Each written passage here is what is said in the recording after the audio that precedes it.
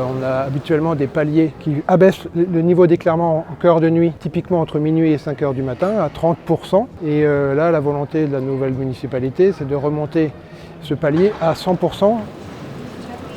L'idée, c'est répondre à une promesse de campagne, parce qu'il y avait une attente de rendre notre centre-ville toujours plus agréable, plus apaisé, plus sécurisé, avec une perception qui rend, on va dire, la déambulation plus sympathique. Il y a deux objectifs. D'abord, se sentir dans une ville toujours plus agréable, apaisée, un éclairage qui rassure.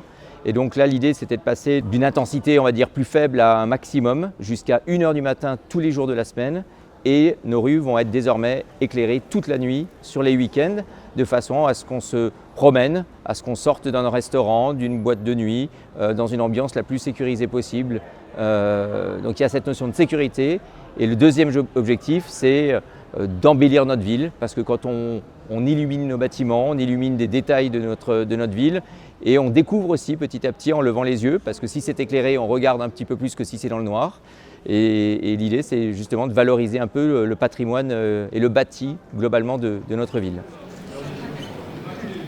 Alors la commande qu'on a reçue, c'est de passer à 100% dès ce soir, sur non pas l'ensemble de la ville, mais sur 10% des 14 000 points lumineux que nous avons sur l'ensemble de la ville, ce qui représente 2/3 des points télégérés.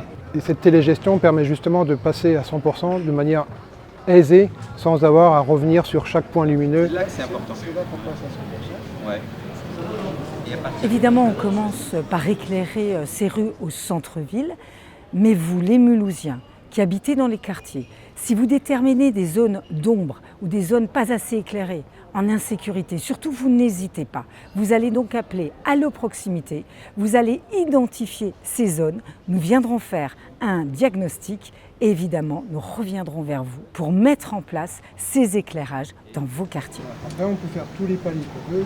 L'objectif là, c'est vraiment de repositionner chacun et de placer chacun dans un climat qui soit confort en termes d'éclairage. On sait aujourd'hui qu'avec les installations qui sont en place en termes de LED, ce n'est pas une dépense à la fois financière et en termes d'énergie. On est sur des choses qui sont peanuts dans la réalité par rapport au niveau dispositif et au niveau technologie en matière d'éclairage. Donc c'est un choix politique sans vraie incidence sur l'aspect économique ou l'aspect dépenses énergétiques.